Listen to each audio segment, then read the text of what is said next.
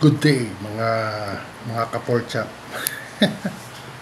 Ngayon, shout out kay JCA Kuya Carlo.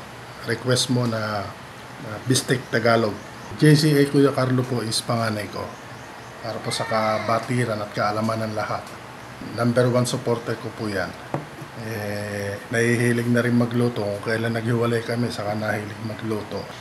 Sa akin nagre-request, kagayanin nga tayo niya sa lipa. Ito ang Bistek Tagalog na nire-request mo. Okay, meron tayo dito pork chop.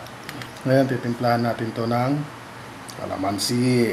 Yes, mga 4 na kalamansi po itong nilagay ko. Ngayon, dito pong pinagtad ko na bawang. Kuha lang po tayo ng kalahati para maglasa siya. Yan. Then, lalagyan natin ang toyo. Yan lang ang halos ang lahok niyan. Yan. Lagyan po natin ang ganyan lang karaming paminta. Then, itong sibuyas na puti po ang ginagamit ko dito pag bistek. Itong maliliit, ito yung panggigisa natin. Itong natira sa 7 pirasong bawang at saka ito. Panggigisa natin yan pag niluto natin ito. Then itong malalaki, mas malalaki niya, yan ang pang ibabaw natin, pang garnish ba. Kaya natin mamarinate ito ng mga 30 minutes. Manipis na itong pork chop na pinagayat ko doon sa bayan. Ganyan lang yan. Then after 30 minutes, isimulan na natin. Okay?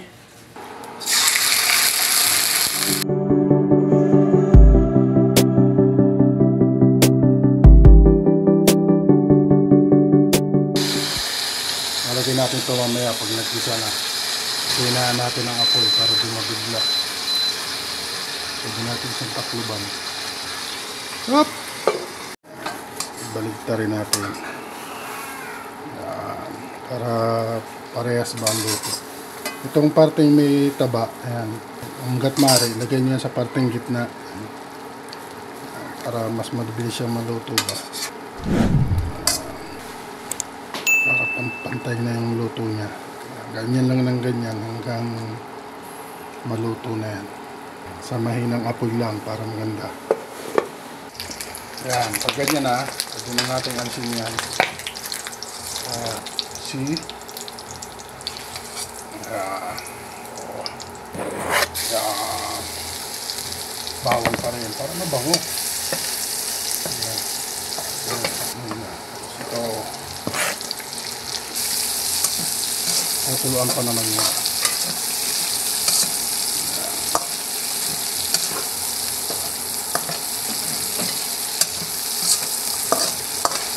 Tapos, nalagay na natin itong sabaw niya. I-reduce pa natin yung tubig na yan. Tapos, hanggang.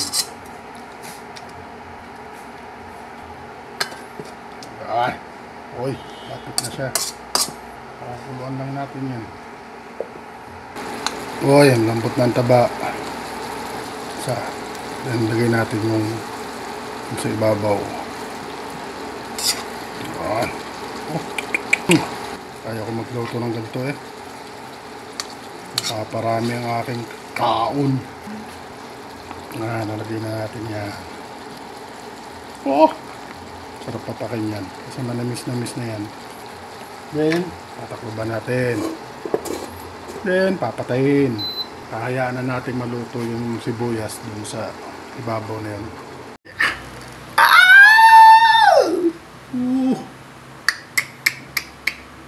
Nilagay ko na sa plato. Wala na masyadong plating. Gutom na ako eh. Lambot ako. Kinakamay ko lang oh. Putol.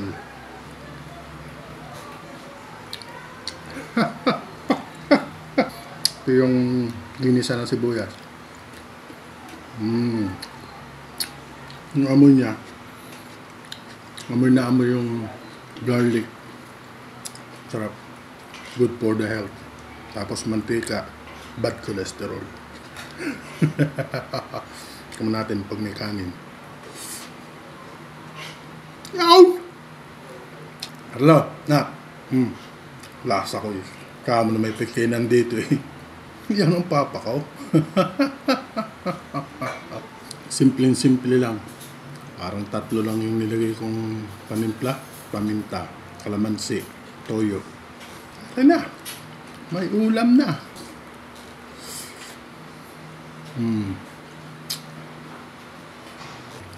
Subscribe, like, share. Tapos, pindutin niyo rin yung notification bell para updated kayo sa mga susunod kong video.